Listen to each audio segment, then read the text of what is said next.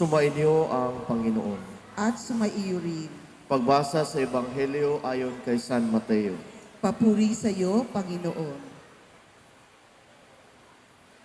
Noong panahong iyon, may mga Pariseyong lumapit kay Jesus at tinangkang siluin siya sa pamagitan ng tanong na ito. Naaayon ba sa kautusan na hiwalayan ng lalaki ang kanyang asawa kahit sa anong kadahilanan? Sumagot si Jesus, hindi pa ba ninyo nababasa sa kasulatan na sa pasimulay nilalang sila ng may kapal, lalaki at babae? At sinabi, dahil dito iiwan ng lalaki ang kanyang ama't ina at magsasama sila ng kaniyang asawa at sila'y magiging isa. Kaya't hindi na sila dalawa, kundi isa. Ang pinagsama ng Diyos ay huwag paghiwalayin ng tao. Ang mabuting balita ng Panginoon. Pinupuri ka namin, Panginoong Jesucristo. Magsiupo po ang lahat. Magandang hapon po sa inyong lahat. Minsan, ang mga tao ay gusto lang magsama. Hindi kasal sa simbahan, pero kasal sa sibil. Alam niyo ba na ang kasal sa sibil ay may kulang? Yung iba, satisfied na sila na magpakasal sa sibil. Ano ang kulang? Bakit kailangan magpakasal sa simbahan? Isa ang kulang, mga kapatid. Dahil ang mga ikinakasal sa simbahan ay pinabanal ng Diyos. Uulitin ko, ang ikinakasal sa loob ng simbahan ay pinabanal ng Diyos. At kailanman, hindi sila nagiging alipin ng demonyo, kundi alipin sila ng Diyos. Sila ay alagad ng Diyos. May isang dalaga, lumapit sa isang pari at nagtanong, Father, para sa iyo, ano ba ang true love? Ano ba ang tunay na pag-ibig? Ang sabi ng pare, 3 bagay lang yan. Una, sakripisyo. Kailangan mong sakripisyo ang iyong buhay at iyong panahon. Pag walang sakripisyo, hindi yan pagmamahal. Hindi yan totoong pagmamahal. Pangalawa, kailangan maging handa ka. Handa ka na tanggapin ang anumang pagsubok at mga suliranin sa iyong buhay. Pag puro lang komportable at kasiyahan ang iyong hinihintay, yan ang hindi totoong pagmamahal. Yung iba, masayang masaya sa kanilang buhay, sinasabi na, it is true love. Hindi po ganun. Ang totoong pagmamahal, it is an alternation of pain and joy. Paghihirap at saya. Pag puro lang paghihirap, hindi yan totoong pagmamahal. Pag puro lang kasiyahan, hindi rin yan totoong pagmamahal. Alternate ng kasiyahan at kalungkutan. Pag ang mga tao ay nagsasama, pero hinaharap nila ang kasiyahan at kalungkutan sa buhay, yan ang totoong pagmamahal. At hindi sila bumibitiw sa anumang paghihirap sa kanilang buhay. Pangatlo, kailangan mong hatiin ang iyong sarili. Ang lalaki, kailangan niyang hatiin ang kanyang sarili para ibigay sa babae. Ang babae naman, kailangan niyang hatiin ang kanyang sarili para ibigay sa lalaki. Simple, kung ano ang kulang ng babae, pupunuin ng lalaki. Kung anong kulang ng lalaki, ibibigay ng babae. Yan po ang totoong pagmamahal. Siguro mga kapatid, maraming mga taong na namumuhay dito sa mundo na sinasabi nila, ang buhay pag-aasawa ay hindi madali. Totoo naman, kahit ikaw ay magpare, kahit ikaw ay magmadre, o kahit ikaw ay walang asawa, lahat, ang buhay ay hindi madali. Lalong-lalo na, ang buhay pag-aasawa ay hindi madali. Kailangan niyong i-embrace ang iba't ibang paghihirap at suliranin sa inyong buhay. At diyan ipapakita ang totoong pagmamahal. Sa inyo, mga magulang, mga ninong, mga ninang, mga kaibigan, ano ang magiging contribution ninyo para sa ikakasal? Hindi lang kayo magbibigay ng regalo, kundi araw-araw susuportahan nyo sila sa pamagitan ng inyong panalangin. Araw-araw, tutulungan ninyo sila sa kanilang mga pinagdaraanan sa buhay. Araw-araw, ninyo silang ipagdasal para kaya nilang harapin at ibang-ibang suliranin na hinaharap nila sa kanilang buhay. So ating ipagdasal ang ating kapatid na ikakasal, si Rolando at si Angeline, na sana sa kanilang buhay magiging ipakita nila ang totoong pagmamahal at katapatan sa isa't isa. Hindi nawawala ang katapatan. Kahit ang dami-dami niyong mga problema sa buhay, manatili kayong matapat at mapagmahal sa isa't isa. Ang pagmamahal ay hindi po nagpapakita kung ano yung panglabas. Ang pagmamahal ay nagpapakita kung ano yung nasa loobin ng isang tao. Pag tumatanda ang babae, nag-iiba ng itsura. Pag tumatanda na ang lalaki, nag-iiba ng itsura. Pero hindi pa rin nawawala ang totoong pagmamahal. Mga kapatid, ating ipagdasal at isama natin sa ating mga panalangin at huwag niyo silang kalimutan na tulungan at suportaan sa kanilang buhay pag-aasawa. Kasi hindi madali ang buhay ng tao, hindi naging madali ang buhay pag-asawa. Kailangan ng suporta, kailangan ng tulong sa mga kamag-anak, pamilya at mga kaibigan. Para sa inyong dalawa, sa inyong buhay pag-aasawa, huwag niyong tanggalin si Kristo. Si Kristo dapat, ang Panginoong Hesus dapat, ang sentro sa buhay ninyo. Hindi ang pera, hindi ang sasakyan, hindi ang trabaho, o ang career, kundi ang Panginoong Diyos ang magiging sentro sa inyong buhay. Kung hindi ang Diyos ang sentro sa inyong buhay, ang demonyo ang magiging sentro sa inyong buhay. Araw-araw, huwag niyong tanggalin ang Diyos, huwag niyong isantabi ang Panginoon sa inyong buhay. Sa inyong pagmamahal, ang biyaya ng Diyos ang gumagabay sa inyo araw-araw hanggang sa inyong pagtanda, hanggang sa inyong pagbuo ng pamilya, at hanggang sa inyong paglalakbay papunta sa Panginoon. Angeline, bukal ba sa iyong loob ang iyong pagparito upang makaisang dibdib si Rolando na iyong pakamamahalin at paglilingkuran habang buhay? Opo, Father. Rolando, bukal ba sa iyong loob ang iyong pagparito upang makiisang dibdib si Angeline na iyong pakamamahalin at paglilingkuran habang buhay? Opo, Father. Nakahanda ba kayong gumanap sa inyong pananagutan sa simbahan at sa bayan na umaasang inyong aarugain ang mga supling na ipagkakaloob ng puong may kapal upang sila ay inyong palakihin bilang mabuting mamamayang Kristiyano? Opo, Father. Opo, Father. Minamahal kong Angeline at Rolando sa harap ng Diyos at sa kanyang simbahan, sa kanyang sambayanan. Pagdaupin ninyo ang inyong mga palad at ipahayag ninyo ang mithiing magtipan sa banal na sakramento ng kasal. Angeline, sumasang-ayon ka ba na maging asawa si Rolando na naririto ngayon alinsunod sa batas at mga alintuntunin ng ating banal na simbahan? Opo, Father.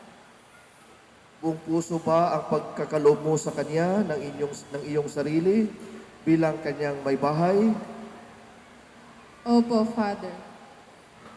Nakalaan ka bang balikatin sa piling niya ang pananagutan ng buhay may asawa? Opo, Father.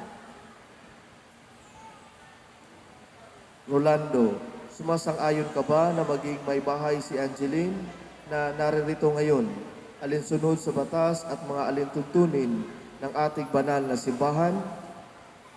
Opo, Father. Buong puso ba ang pagkakaloob mo sa Kanya ng iyong sarili bilang Kanyang asawa? Opo, Father. Nakalaan ka bang balikatin sa piling niya ang pananagutan ng buhay may asawa? Opo, Father. Magkaisa at ng damdamin, Mula mula ngayon, ginhawa at kahirapan, sa karamdaman at kalusugan, sa lahat ng araw ng aming buhay.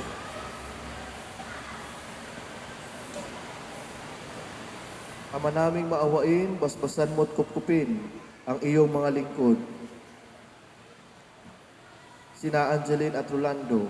Pagkalooban mo sila ng sapat na kabuhayang sinasagisag ng mga aras na ito sa ikapagkakamit ng buhay na walang hanggan. Iniluluhog namin ito sa pamamagitan ng Jesucristo, kasama ng Espiritu Santo, magpa sa walang hanggan. Amen. Angeline, kailanman di kita pagtataksilan, isuot mo at pagkaingatan ang singsing na ito na siyang tanda ng aking pag-ibig at katapatan sa ngalan ng Ama, ng Anak, at ng Espiritu Santo. Amen.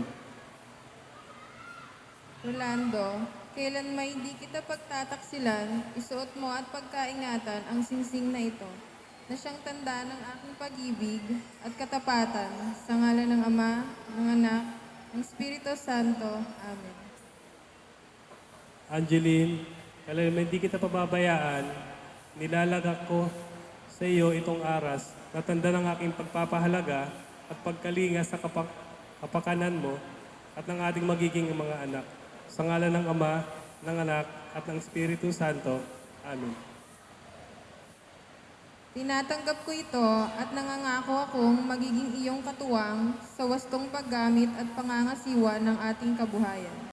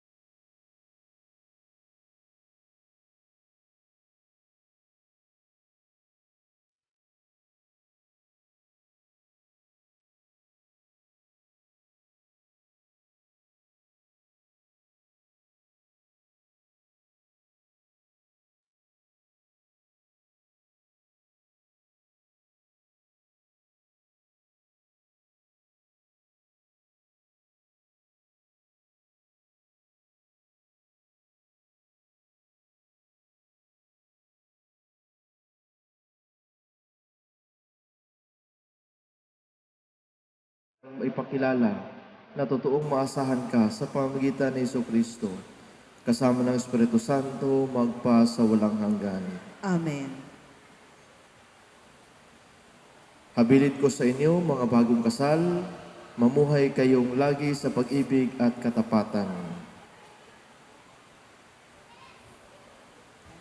Angeline, pag-ibig mo ay patunayan sa pagiging butihing may bahay ng may pananampalataya, kabanalan at pag-ibig sa may kapal. Rolando, may bahay mo ibigin gaya ng malasakit ni Kristo sa simbahan bilang pagsunod sa kalooban ng Diyos Ama sa kalangitan. Sumainyo ang Panginoon. At sumaiyo rin. Ang Diyos amang makapangyarihan ay siya nawang magbigay ng kagalakang dulot ng mga anak na sa inyo isisilang at sa kanyang kasiyahan ngayon at magpa sa walang hanggan. Amen. Ang bugtong na anak ng Diyos ay siya nawang sa inyo'y tumuwang sa kahirapan at kaginawahan ngayon at magpa sa walang hanggan. Amen. Ang Espiritu Santo ay siya nawang maglulot ng pagmamahal na nag-uumapaw sa inyo ngayon at magpa sa walang hanggan. Amen. At kayong lahat na nagtitipon-tipon dito ay pagpalainawa ng makapangyarihang Diyos, Ama at Anak at Espiritu Santo. Amen. Taglayin ninyo sa inyong pag-alis ang kapayapaan ni Kristo. Salamat sa Diyos. You may kiss your bride.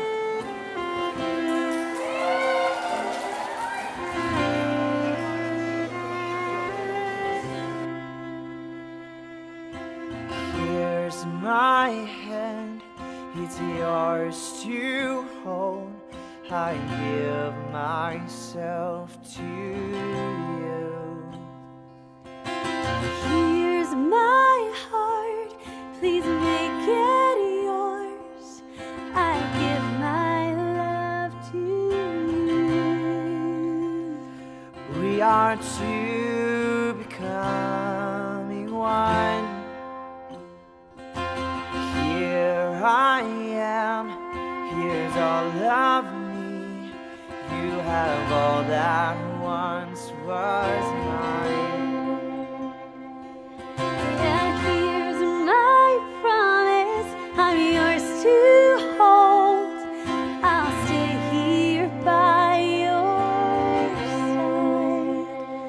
We are two becoming one. We are two becoming one. May what He's joined me not undone. May our love for Christ on display. When we're weak and when we're strong, when it's hard to carry on, oh God, we want your love on display. We are two becoming one.